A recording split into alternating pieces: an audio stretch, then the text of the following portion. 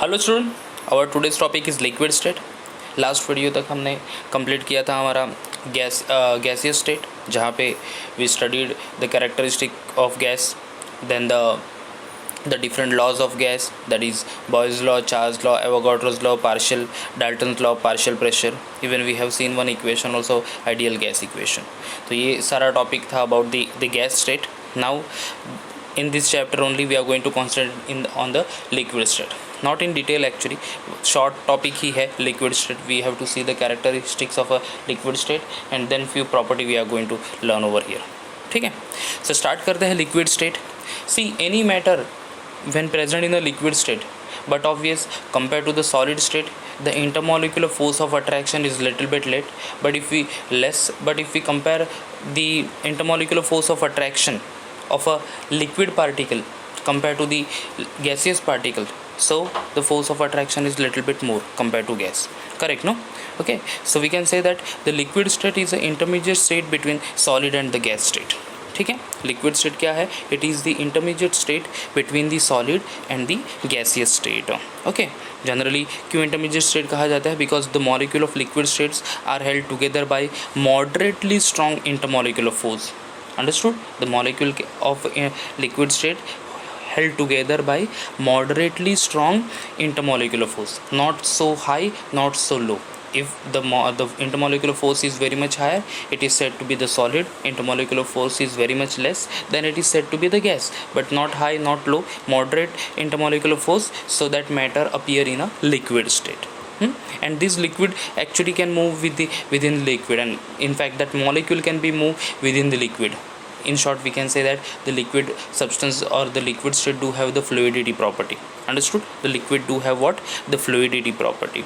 Also they have the volume, generally definite volume, a fixed volume रहता है like that of solid only. Understood? But they do have they do not have the fixed shape, and that's why they have the ability to take the shape of the container. समझ रहे हैं ना? Okay, so these are some the few point that we need to remember about the liquid state. कि liquid state में molecules are present which do have a moderately strong intermolecular force, and that's why the molecule can move within the liquid. As they can move within the liquid, so but obvious we can say that the liquid state do have the fluidity property. As we all know, liquid have a definite volume, but it do not have the definite shape. Okay, and that's why liquid generally acquire the shape of the container. ठीक है, now few property we'll discuss over here of the liquid state, that is the liquid states having the characteristic property such as density. Each and every liquid do have the specific density, do have the boiling point. सबका boiling point रहता है and सबका boiling point अलग रहता है. You from the lower classes you studied the boiling point of water is 100 degrees Celsius. Like that only the boiling point of ethanol is there. Okay, boiling point of acetic acid is there. So सबका boiling point अलग अलग actually होता है. Boiling point of benzene, जैसे ethanol का 56 है, okay, benzene का 80 degree Celsius है. So each and every liquid do have a different boiling point. Understood? So these are the characteristics point of the liquid. Why it is said to be the characteristics points? Because with the help of that only, जैसे कि density है या फिर किसी के boiling point है, उससे हम लोग वो पर्टिकुलर लिक्विड आइडेंटिफाई कर सकते हैं. फॉर एग्जाम्पल, मैंने आपको दे दिया है चलो एक particular liquid which is a colourless liquid, और मैंने कहा कि identify this liquid. Understood? So first you may go for boiling point, determination of boiling point of that liquid. अगर आप boiling point find करोगे उस liquid का, समझ लो कि boiling point आ गया 100 डिग्री सेल्सियस, तब आपको पता चलेगा कि yes, this colorless liquid is nothing but the water. Understood? That's why this boiling point is said to be the characteristics property of a liquid compound. Similarly, boiling point, freezing point is also one of the characteristics point. Freezing point यानी क्या बच्चों? The temperature at which the liquid starts freezing, means liquid convert to the solid. Understood? That is called freezing point. Actual definition है the temperature at which vapor pressure of a solid and liquid state are in equilibrium. That is called freezing point. So boiling point, freezing point, vapor pressure, surface tension, viscosity, all these are the characteristics point of the liquid state. Understood guys? कौन कौन सी है? Density है, boiling point है, freezing point है, then vapor pressure, surface tension, viscosity, these are the characteristics point of the liquid state. In out of this the property mentioned over here, the density, even boiling point, freezing point will going to study in 12th standard, but in this standard, means in this 11th standard, we are going to learn vapor pressure. What is vapor pressure? We are going to learn what the surface tension also, at the same time viscosity. इसी chapter में हम ये तीनों characteristics property of liquid state हम लोग पढ़ने वाले हैं, ठीक है. So will start this one of the property of a liquid state, that is vapour pressure. Will going to understand what is the vapour pressure in detail. And बच्चों please ये topic समझ लेना, because with the help of this topic only one chapter is there in 12th standard, that is called solution. अब solution chapter के जो एक topic आएगा, the colligative property, ये पूरा वेपर प्रेशर के ऊपर डिपेंड है. So please try to understand this vapour pressure very well. अगर ये समझ में आ गया तो 12th स्टैंडर्ड का वो कॉन्सेप्ट भी आपको ईजिली समझ में आ जाएगा. ओके, चलते हैं फिर. To understand the vapour pressure, see the molecule of a liquid have a tendency to escape from its surface to form a vapour of it. This is called evaporation process. Okay, each and every liquid, हर एक liquid जो है उसके जो molecules है, they have the ability to go into the gaseous state, and that process is known as evaporation. Generally हम लोग बोलते हैं कि evaporation takes place at its boiling point of that liquid. अगर लिक्विड का बॉइलिंग पॉइंट है, समझ लो वाटर का ही एग्जांपल ले लेते हैं. Water boiling point is 100 degree Celsius, understood. तो 100 डिग्री सेल्सियस पे वो इवोपरेट होगा, यानी जब तक वाटर का boiling point temperature 100 degree Celsius नहीं आएगा तब तक वो इवोपरेट नहीं होगा. You are getting my point. ऐसा हम लोग कहेंगे with the help of definition of boiling point, understood no. कि बॉइलिंग पॉइंट कहता है 100 डिग्री सेल्सियस पे वाटर इवोपरेट होगा. बट बच्चों in day to day life evaporation of water होता है. जैसे अगर आपने if you take a glass and if you filled with the water completely and you take a glass aside for few days, एक corner में रख दो 4-5 दिन के लिए, और इनिशियली आप पहले क्या करो, you just mark the level of water. और अगर आप 4-5 दिन के लिए रख दिए वाटर को, तो क्या होगा, water level will be decreased, understood no. Water level decrease हुआ यानी हम लोग कहेंगे कि वाटर इवोपरेट हो गया. बट देखो, हमारा रूम टेम्परेचर या फिर हमारा सराउंडिंग टेम्परेचर तो 100 डिग्री सेल्सियस नहीं होता, अंडरस्टूड ना. हमारा सराउंडिंग टेम्परेचर तो रहेगा द सीजन वाइज, से 35 degree Celsius, 30 degree Celsius, sometime 21 degree Celsius, sometime 17-18 degree Celsius, understood. But 100 degree Celsius तो नहीं है. And water boils at 100 degree Celsius, means it evaporate at 100 degree Celsius only, समझ रहे. तो फिर वाटर नॉर्मल टेम्परेचर पे या फिर रूम टेम्परेचर पे वो इवोपरेशन कैसा होता है. So this is the tendency actually, each and every liquid do have a tendency. जो भी मॉलिक्यूल होते हैं on the top surface of that liquid, उनके पास एबिलिटी होती है कि वो लिक्विड स्टेट से जंप करे और वो गैसियस स्टेट में चले जाए. And with the help of that ability only the temperature is not reach to its boiling point, still liquid evaporate. You are getting my point. Temperature boiling point पे नहीं रहता उसके, जैसे वाटर का ही example है कि boiling point of temperature is water is 100 degree Celsius, तो 100 degree Celsius नहीं है, फिर भी वाटर इवोपरेट होता है because of that ability to jump off that liquid molecule और liquid water molecule to go in to the gaseous state, समझ रहे. So each and every liquid molecule have the tendency to escape from its surface to form a vapour, and this process is said to be the evaporation, ठीक है. If you close a liquid in a closed container, it undergo evaporation as well as condensation process. Okay, अगर आपने liquid को close container में रख दिया तो वहाँ पे इवोपरेशन प्रोसेस होगी, अंडरस्टूड. इवोपरेशन प्रोसेस में water liquid substance gaseous state में चला जाएगा, understood. But as this gas are there in that close container only, तो वो फिर जो गैस है वो कंडेंस बैक भी होंगे. Okay, they are going to condense as well. Condensation यानी क्या, conversion of a gas to liquid. Remember, evaporation, conversion of a liquid state into the gaseous state. And what is condensation? Conversion of a gaseous state into the liquid state. यानी दोनों process अगर होती है if we place liquid in a closed container, understood. जैसे ये मैं diagram बता देता हूँ आपको. Here the liquid is kept in a closed container only. दोनों प्रोसेस होंगी. Evaporation of that liquid, blue colour में है वो लिक्विड है, इवोपरेशन होगा. सारे gaseous particle with in the container होंगे, तो वो few of the gas particle condense back and goes into that container, जो कि ब्लू कलर के जो कंटेनर है उसी में वहाँ पे आपको चला जाएगा. So both the process carry on simultaneously, the evaporation as well as condensation. Understood. But initial rate में इवापोरेशन प्रोसेस की स्पीड ज़्यादा होगी compare to the condensation process. Understood. At the start जितने मॉलिक्यूल इवापोरेट हुए उसमें से few of the molecule condense हुए. समझ लो कि 10 मॉलिक्यूल इवापोरेट हुए, उसमें से 2-3 मॉलिक्यूल कंडेंस हुए. Understood. So the rate of evaporation is more and the rate of condensation is less. Understood.